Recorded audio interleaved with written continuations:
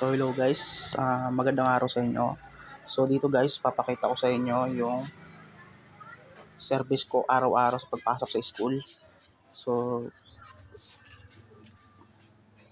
ito ay ang specs niya guys, simula nung mabago siya. So ito ay Honda TMX 125. Ayan. So sa makina, ganun pa din. Walang binago or walang in-upgrade.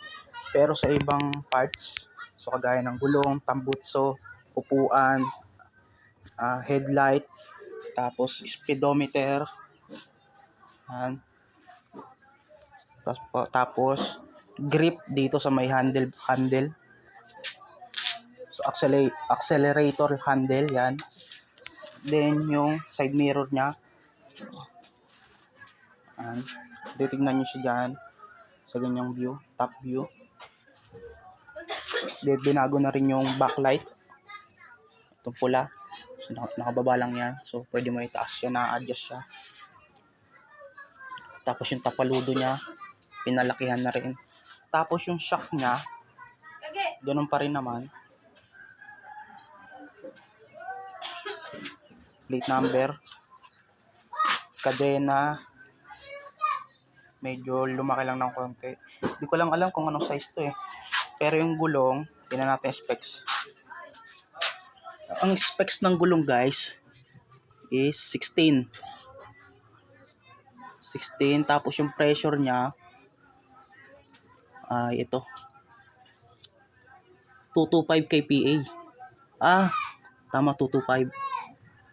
So kung i-convert natin sa bar, so almost 2.3 bar.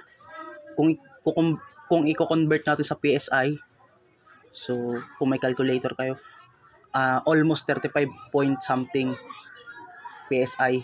So dahil dito 2.3 bar, so kayo nang bahala mag-convert. So ang size ng gulong na to guys is 16. 516 yan. 516. Brand niya is Swallow. Ito nga guys. Then yung rim niya ganun din. Kung ano yung specs ng gulong, dapat ganun din specs ng rim. So yung rim pinalakihan lang din. So ang size niya is 2.5 by 16. So 16. Dumi ng daliri ko. Then next, sa tambutso naman guys, ito. Tambutso tayo.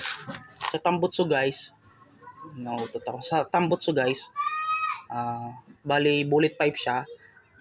Open pipe. So ang kinaganda ng tambutso nito guys, hindi siya maingay. Kasi imported tong tambutso na to. Pati yung elbow niya. Yan yung elbow. Di ko lang alam kung saan nabili ni Tito eh. Pero imported siya guys. Walang di ko lang alam kung may mga available ba ganito na tambutso. Kasi yung ibang bullet pipe guys, kung ito bilog yan. Tapos meron pa dito parang barrier.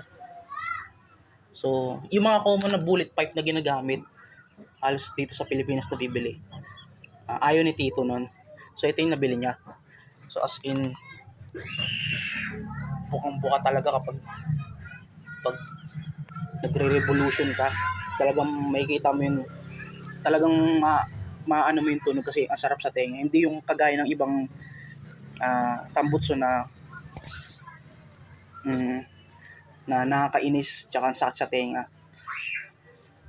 So alam nyo na yun guys. Ayoko na lang magsalita about doon. Basta itong tambutso na to guys, maganda to sa tenga. Maganda yung tunog. Talagang kapag napapadanaw sa Intramuros, talagang nagtitinginan. Hindi dahil sa nakakabwisit, dahil ang ganda sa pandinig. Ito yung tipo guys na yung tambutso guys, na kapag konting bira mo lang, konting silinyador mo lang, talagang pag napapadaan ka sa mga nakaparking na mga motor, ay mga sasakyan, talagang nagsisitunugan eh. Bakit? Kasi ang power niya or nung revolution niya is hindi naman gaanong kaalakasan. So, konting ganun lang, konting revolution lang. Talagang yung buga nung pwersa o nung pressure sa loob, talagang malakas. Basta guys, hindi siya nakakainis or hindi siya nakakabuisit na tunog. Kagaya ng mga tunog latasan ng mga tambutso. So, tatry ko mamaya or sunod na araw kung anong tunog niya. So, yan. Mula dito sa likod. Yan. Hanggang gitna, and then hanggang dulo. So, TMX, Honda TMX 125. So, sa harap naman guys, yung specs ng gulong niya. So, siyempre, meron pang harap. Kung meron pang likod, meron pang harap. Ganun din naman yung specs niya. So, 2.5 by 17 pala to. Parang mas ahead to. 2.5 by 17. So, to 17, yung nasa likod 16. So, halos hindi naman masyado yung malayo yung pagkakaiba. So, basta guys, pag bumili kayo ng parehas, kung ano yung specs nung sa likod, dapat same lang din sa harap. Siyempre, kaya lang naman mas ahead to ng 1 point. Kasi pang harap. Nagigets nyo yun? Then, sa swing arms, sa likod, nag-expand na lang, nagdagdag ng isang ano dito.